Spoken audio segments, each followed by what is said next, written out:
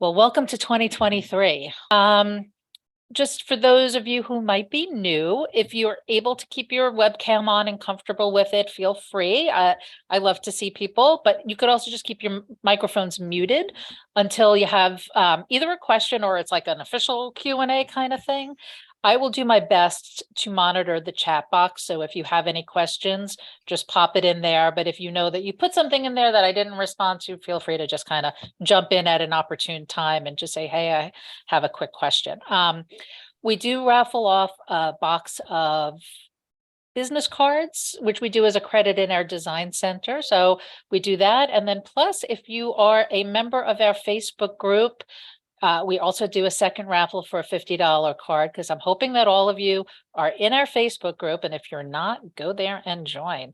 It's just it's an easy way for me to keep in touch with people and kind of push out information without you being bombarded with a lot of emails or text or anything. It just shows up and pops up in your feed. All right, so on our agenda today, I did invite Beverly to join us. So Beverly is from my team and she does the commissions and all of that. I wanted her to just give a super quick update on for people who might be waiting for 1099s, what's happening with that, and just run you through a little bit of what our process is for when we process commissions. Because a lot of times we get a call saying, hey, my deal closed last week. Where's my check? So I want Beverly to explain a little bit of the timing of how we process it so you know when you can expect your check. Then I'm going to focus on what I'm calling communication strategies for referral associates, which was just a title I came up with a week or two ago to kind of blanket this kind of stuff underneath. But what I'm going to focus on is some conversation starters. Again, super simple stuff, but just ways you can talk to people that might generate a real estate related conversation. And the 5 real estate questions you really need to know how to answer in today's market, so you can be valuable to people in your sphere and become somebody trustworthy that they want to give a referral to. So that's my agenda for today. So a little overview for those of you who don't know us. We do have a full team. It is not just me here or just me and Beverly. We have 2 membership coordinators who help onboard our new people. We have 3 referral experience coordinators who we have divided our roster among. So periodically you may get a call from them checking in, seeing how you're doing, asking if you have any questions, maybe sharing some social media things that you can share on your pages, or just giving you some coaching or tips, but they're always there in case you have a question. And if you're not sure who your person is, you could always email me and I will let you know. Or if you just call us and say, hey, I need to speak to one of the referral coordinators, they'll look up who you should talk to. And if you haven't yet been assigned, they will assign you. And then we have Beverly, who does commissions, important person to know for money. And then Brittany, who handles licensing. And I will have Brittany join us next month because we do have the New Jersey license renewals coming up. There are other licensing things for other states you should be aware about if you're licensed in a different state. So I'm going to have her on next month for a little bit to give us a little overview and answer some questions. But in the meantime, if you do have any licensing questions, if you email either myself or Brittany, we should be able to get back to you with that. So with that being said, I'm going to stop sharing my screen, or actually I could leave this up for now. Beverly is just going to, via audio, give us a little rundown on the 1099s and commission flow for everybody. I'm going to turn it over to Beverly. Thank you. Hi, I'm Beverly. So yes, I am the commissions processor for referrals. So I just wanted to go over the 1099s in case anyone did have a referral last year. You will be receiving one. So our finance department did print them out this week. So between this week and next week, they will be mailed out. If you had a referral last year, whether it was 1, 2, or 3 of them, as long as your checks equaled up to $600 or more, you will receive a 1099. If it was anything less than that, they do not print them for the lower amount. But if you still wanted to know to double check what that amount was, maybe to speak with your accountant about that, you can give us a call and we can provide that information to you. We can even send an email just so you have it to put in your records. And then, so the mail also, it's going to be a little delayed. So that's really it about the 1099s, just so you guys know they're being sent out. The mail has been delayed pretty much since COVID. But this past year, it's just been weird, whether you live in New Jersey or out of state, whether we're sending the mail to you or we're receiving, it's just been weird. You could be one of the lucky ones. You can receive your 1099 maybe within 3 days. It could be a week. Could take up to maybe 2-3 weeks. So just be a little patient with the mail, because we don't control that. But it is on its way. So going into that, I'm going to go into the commission check process as well, because that has to kind of do with the mailing delay when we go to process payments. So if you do have a referral, whether it's with a Weichert co-office, a Weichert franchise, maybe it's with a brand X such as Remax, depending on when we receive payment is when we can process your check. So usually with a Weichert co-referral, it's a lot easier, because normally if they receive their commission check right away at the closing, they can send it to our corporate commissions, which will then deposit the money to us to process. So that is a little bit quicker. It could be like maybe a couple of days to a week. Usually with the franchises or brand X, whether they're in New Jersey or out of state, could take about 2 weeks to receive a check from them. It also depends too, if something closed, let's just say today, maybe they weren't at the closing, maybe they're waiting on title to send their payment. They might not see a check either for a week. So then that delays, our process. So they have to get a check to cut one to us. And then once we do receive it and we process it, once again, when we go to mail out your check, it could take about 2 weeks for you to receive. So what we do is we do inform you, though, once we receive that commission check, we inform you that we have it when we're going to process it. I usually reach out just to, inform you as the agent that we did receive it and are processing your check. And I will also verify your address just in case there's any updates. We want to make sure your check gets mailed correctly, just so there's any extra delays for you receiving your payment. And let's see.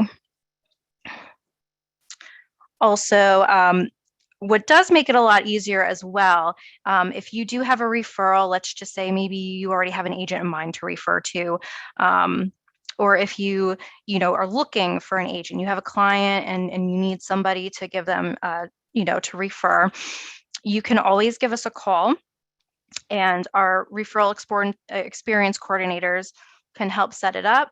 Even if you have an agent, it would be nice. They can put all the information in our system. We have everything on file for that. And what we do is we all follow up through the flow of that referral, from it being active to pending under contract, to when it closes.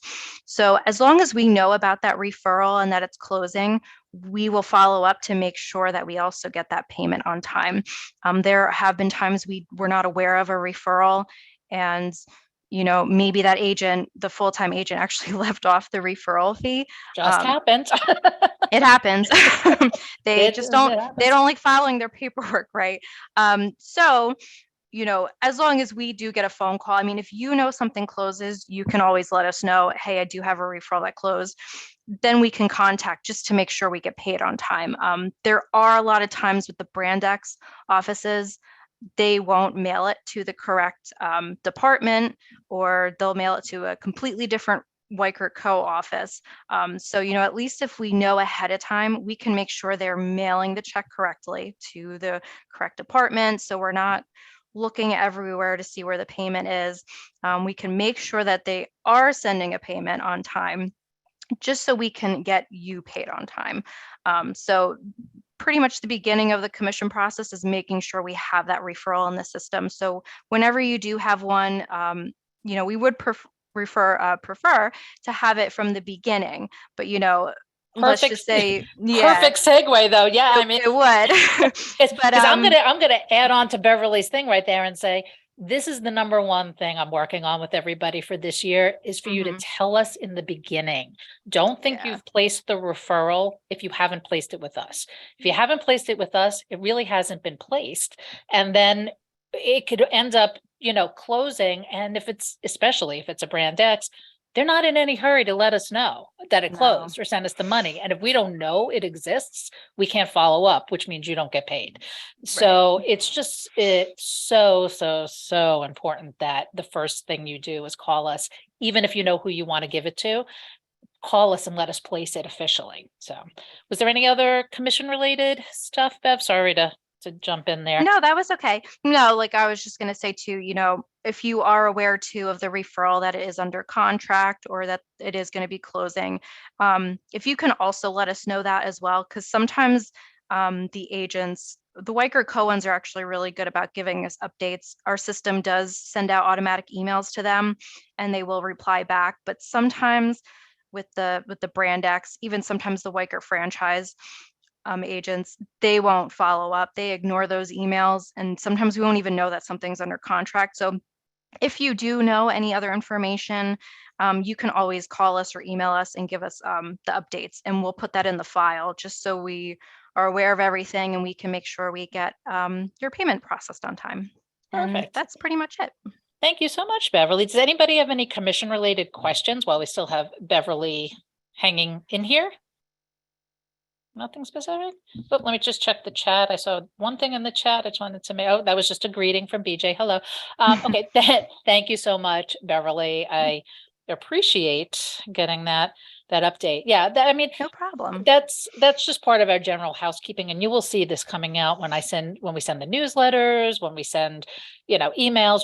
I always remind everybody on the webinars, it's so important that the very first thing you do when you know you have somebody who even might be interested. We had a situation where somebody came to us and said, hey, I forget what the relationship was. I don't think it was their child, but it was a family member who knows they weren't going to be looking really until like June, and they're a first time home buyer, and they wanted to find out about first time home buyer programs. And she's like, oh, it's probably too soon to refer them, right? And we're like, no, we'll connect them with somebody that we will make sure they're connected with a good mortgage person. We'll make sure they find out all about their first time home buyer programs that they may qualify for. And we'll just let the agent know, hey, this is not a high pressure situation. This is a nurture situation where it might be 6 months, 9 months, 12 months, whatever it might be, and they'll work with them accordingly. But rather than let that first time home buyer start dipping their toes into all the open houses everywhere and suddenly get connected with another agent, then you can't do the referral. It's better to proactively say to them, let me find you with somebody who's going to be great at the education, connections, letting you kind of figure out what you're doing. They're there as a resource, no pressure.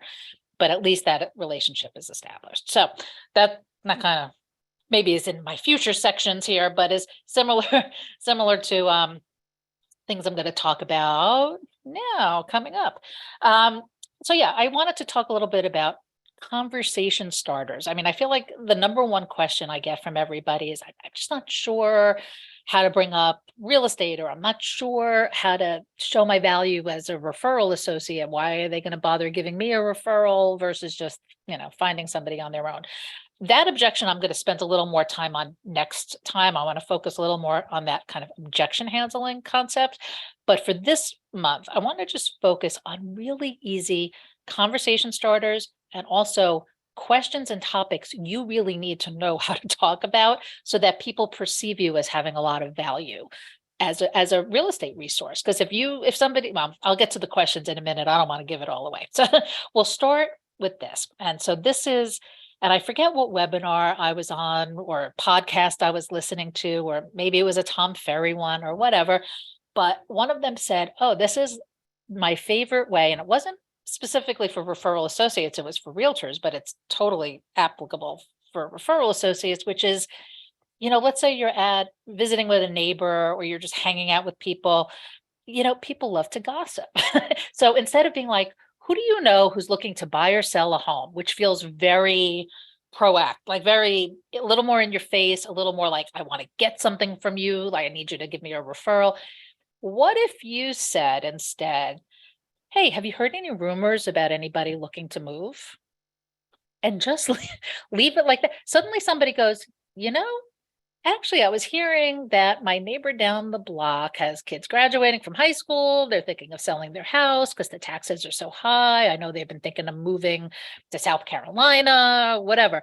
Or it could be, they might say, actually, I'm thinking of selling my house, but maybe not until next year, but whatever. So to try to soft pedal this a little bit and try to do it in a conversation where you're not specifically asking for the referral at that moment.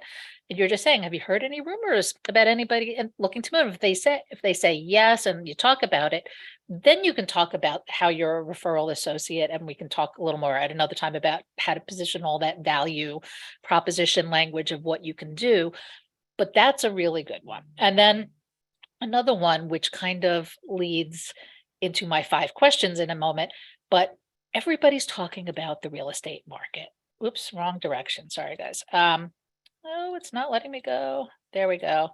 So again, if you're just chit-chatting, what have you been hearing about the market? Ask them that. And if they say, well, I don't know, I've been hearing it's a terrible time to buy because interest rates are so high and I don't know what, I was thinking of doing it, but I'm not now, or whatever they might say. But the minute you open up that conversation into like, so what have you been hearing about the market? What are your thoughts about the real estate market? That gives you the opening and kind of permission to talk about real estate in a way that doesn't feel like you're just pushing your own agenda. You're just having a conversation. So that kind of leads into this. And I was on one of my favorite sites that I go on to pull a lot of the information I share with you, and you can kind of poke around on there too, is Keeping Current Matters, which is just a great resource with, I have a subscription to it, but I share kind of the unbranded stuff with you guys periodically, and I'm going to do that in this segment. But it just is a really great resource. So I want to open this up for a half a second to see what you guys think.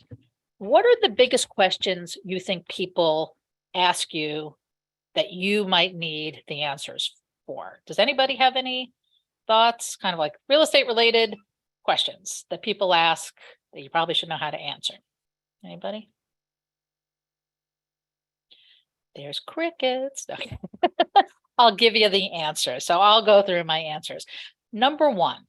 Okay. And this is not in any 1 to 5, like most to least order. These are just 5 questions.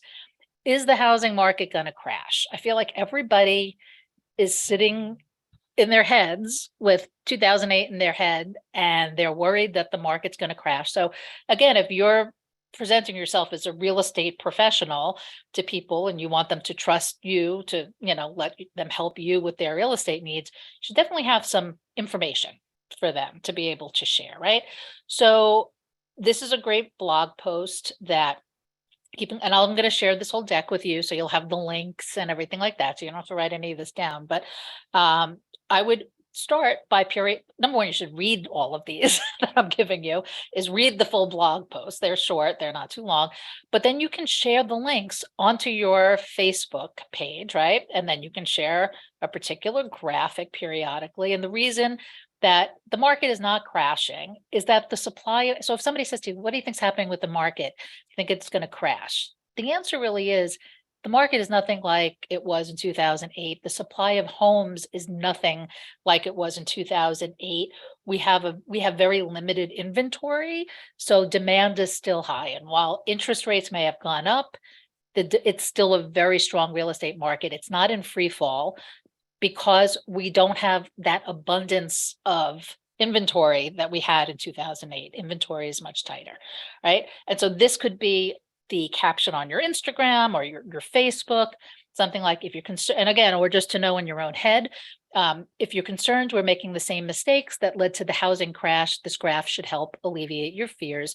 There just isn't enough inventory on the market for home prices to come crashing down like they did the last time, even though some overheated markets may experience slight declines, right? And we can add more hashtags. I should add a Weichert hashtag there or whatever. But that's really it, is to reassure people the market's not crashing. Does that mean every single market, even the ones that shot up like a rocket, are not going to see some softening? Of course, because people were paying 20% over asking price. You can't sustain 20% increases every time you turn around. So some markets may have a little softening. That's a little different than a crash, right? That was just like interest rates were artificially low for a moment, prices were artificially high for a moment. And the fact that things are coming back into balance, doesn't mean it's a crash. So that's something to know. Another question. Everybody wants to know what's happening with the mortgage rates. Everybody is concerned. And again, the mortgage rates will come back down. It is just a matter of time, right? So I know the Fed is, there's indicators they might raise it again a little and blah, blah, blah.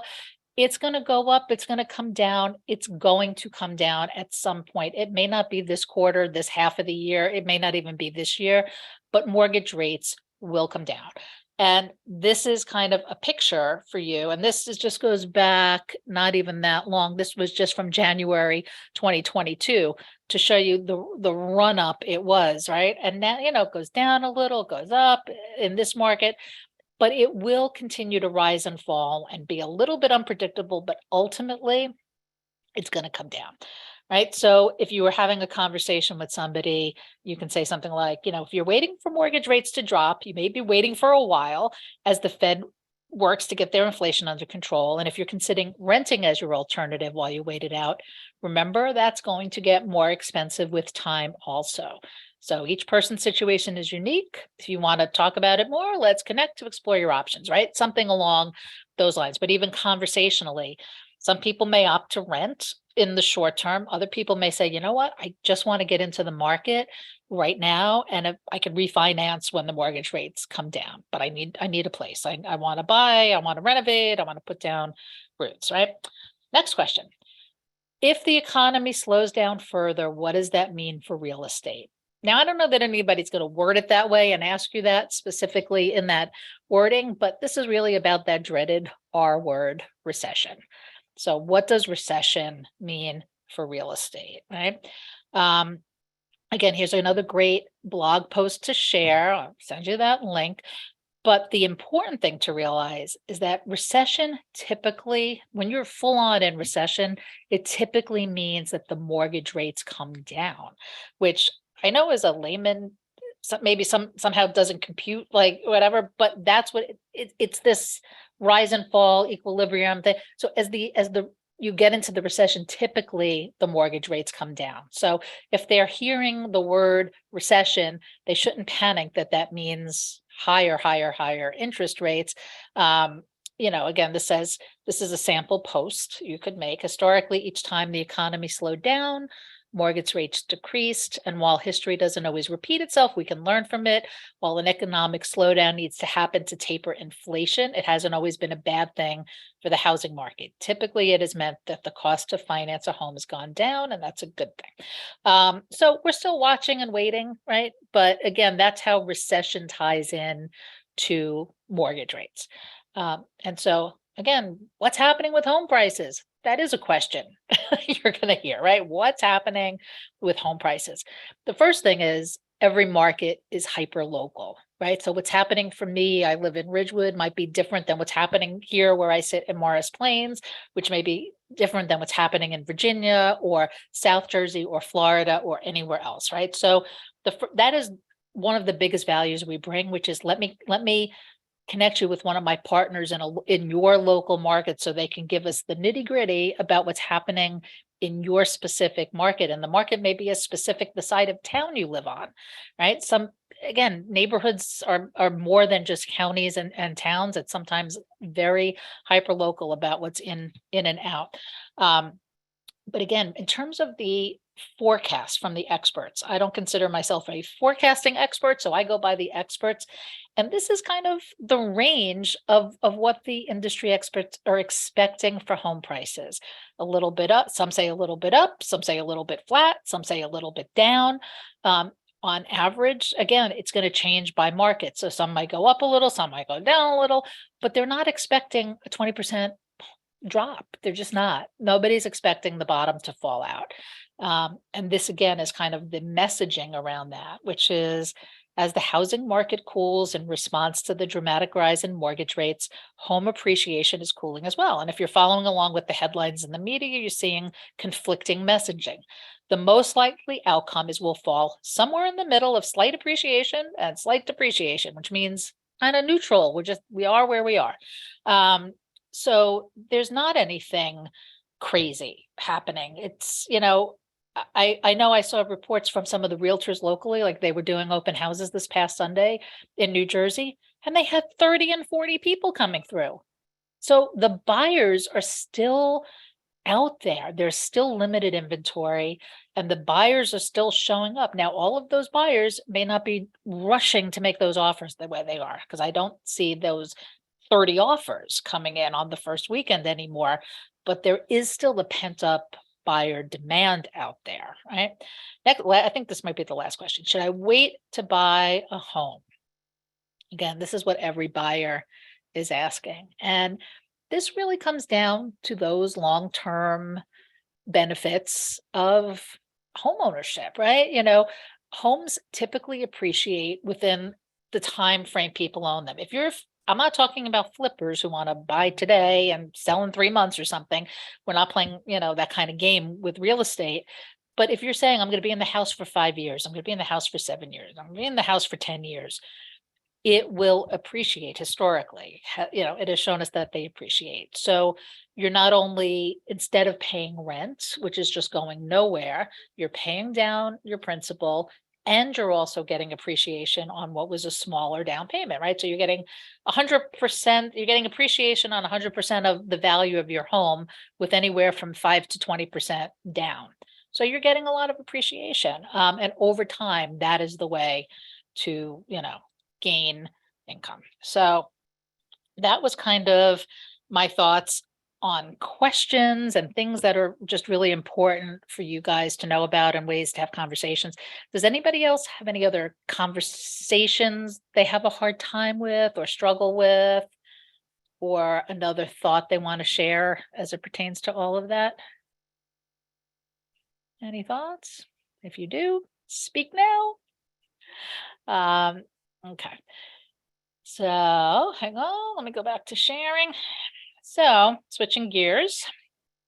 So for December, we want to congratulate Ron, Marguerite, Thaddeus, and Michael, all of whom had lots of nice closings. And I actually did our 2022 recap. So if you are somebody who had closings last year and you want to know where you fall in the scheme of things, or if you want a little marketing piece made up for you to congratulate you, just let us know. I'm happy to do that. But our number one referral associate was Dawn Foster last year.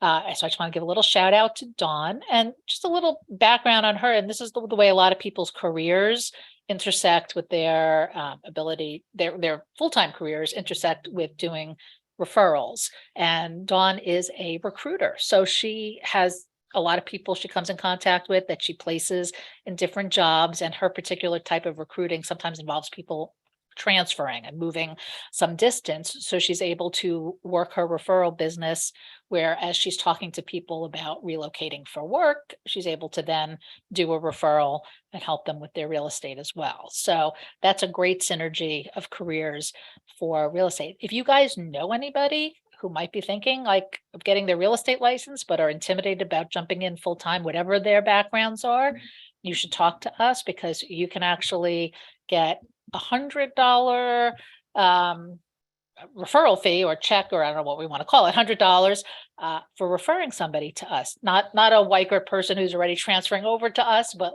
but a brand X person or a newly licensed person.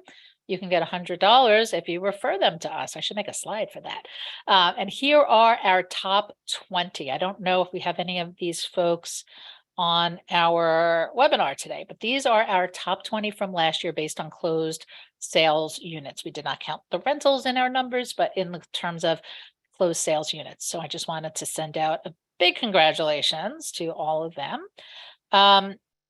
Does anybody have any questions? Now, it doesn't have to be on anything I've talked about thus far. It could be on anything. Does anybody have any specific questions? Nobody. Okay. I'm trying to think if there was anything I wanted to bring up to you guys. I'm thinking of starting a referral associate advisory group, panel, whatever you want to call it, if anybody here might be interested, because I would like to get together with somewhere between 5 and 10 of you guys and brainstorm what kind of resources you think we can, give you that we're not currently giving you. help provide whatever, I don't know, just brainstorm. I guess I'm going to put it under the brainstorm umbrella. Just brainstorm how we could help you more and just get feedback from a referral associate perspective. So if you think you're interested, you can pop your name into the chat and just say advisory, yes, and put your name. And this way I'll grab that after our webinar and I could kind of keep you guys in mind and we could set something up. Maybe just meet a couple times periodically, nothing overwhelming, but just so I can pick your brain a little bit and you can give me some feedback and suggestions. So if that's something that interests you, definitely please join in with me on that. Okay. So this I kind of already went over when Beverly was on, but this is literally my number one most important thing is this is how you place a referral. You have three ways. It's super simple. You can either go to weichertreferrals.com. There's a little place a referral button. You can place it online. We are in the middle of doing a new website for ourselves, and it's going to have a new kind of interface for placing the referrals, something a little more simple than the one we have, because the one that we have goes directly to this e-relocation program. And I know it has the word relocation in it and we're referrals, but it's just the name of the program. And it's a bit of a busy screen. So we're doing our own interface, but that's probably another month or so away. But you can place it there. You can email us or you can call us or however you want to get in touch with us. But please get in touch with us right at the beginning of the process. Referrals are placed at 37.5. And the kind of the nitty gritty lowdown on this is if it's going to a Weichert branch office, it's going at 37.5. That is not negotiated with them at all. So even if you talk to a sales associate from a branch and you tell them, hey, I want to send you a referral, and they say, great, I'll give you a 25% referral fee. And you say, sure, it's still not happening at that. It's 37.5 because it's considered within our company as a company generated lead. So it's being placed at 37.5. And we're trying to educate the sales associates about that also because they, for some reason, think we're like another branch or something. And we're not, we're another company. And this is what it is. So where we have a harder time getting that amount, and you should want us to get as much as we can because you make more money. But somehow a lot of people try to you guys try to negotiate me down. And I'm like, I don't know why we're doing that. I'm getting you more money. Where it gets tougher is in certain regions, right? Certain geographical regions with brand X, it's harder. And I beg you to let us be the ones to make those calls and try to place it because we have a much higher success rate of getting higher referral fees for you guys. If we make the calls, number one, we're doing this all the time. Number two, we're like a volume provider where if you make one call, you're like a one-off person making a one referral and they'll do what they're going to do with you because there's really not a lot of ramifications to them. But when they're dealing with us, we place so many referrals that they're more likely to agree. So let us try to be the ones to place it. And if we have to take less than that on a brand X, we will make it happen for you, but we're going to try to get you as much money as we can. If you're not in our Facebook group yet, you should definitely join our Facebook group. It is the place to be. We have more than 300. We're pushing 400 members now. I got to update that. And again, I post the blog links there, reminders. I can answer questions. If you have a question, it's a good place to post questions because other people probably have the same questions as you. And lastly, I am going to do our two raffles. So the first is open to everybody. And I open my Zoom, I go down my list, I pick a random number and then find the person. So that's my very official methodology. Teresa, you are the winner of the business cards. Teresa, is it Cairns? How do you pronounce your name? Yay, it is Cairns. Okay, so you are and I'll send you an email. We do a credit in the design center and one of our people can help you do it and they'll place the order for you and pay for it and ship you your business cards. Okay. And then if you are in our Facebook group, this is kind of a self-certification method here. Please, in the chat box, put your name and just type your name. I'll know it's about this and tell me you're in our Facebook group and I will pick one of the folks from our Facebook group And I think starting next month, I'm going to do something different for this raffle. I don't know. It's not going to be Facebook group oriented. It's going to be something else. So guys, I'll give you guys a second to post that. Hope everybody is having a good day. So is everybody in? Who says who needs to be in? Let's just say. All right. And Jeff, I'm not going to, Nikonov, is that how you pronounce it? I'm like, I am the worst in pronunciation if you guys have not. A bit. Everyone's been that way since kindergarten. Neck enough. Oh, it's easy. It's Lampiazzi, right? And people go Lampezi. I don't know. And then they add SKYs, Lampinski. I'm like, no, it's really phonetic, but you have to hear it once, right? Nekanoff. Okay, great. So Jeff, I will email you the Amazon gift card like code that you can put into Amazon. It takes me like a day or so to get it from corporate, but I will send that out to you guys. Yep. To you. So that's it. I mean, that's really all I have. Hang on, let me see if I had anything else in my sharing. I'm going to email everybody this deck, but here are all of the direct phone numbers for everybody. So should you need anybody, you can reach them and you can just reach me through the main number or referral or go in my Facebook group.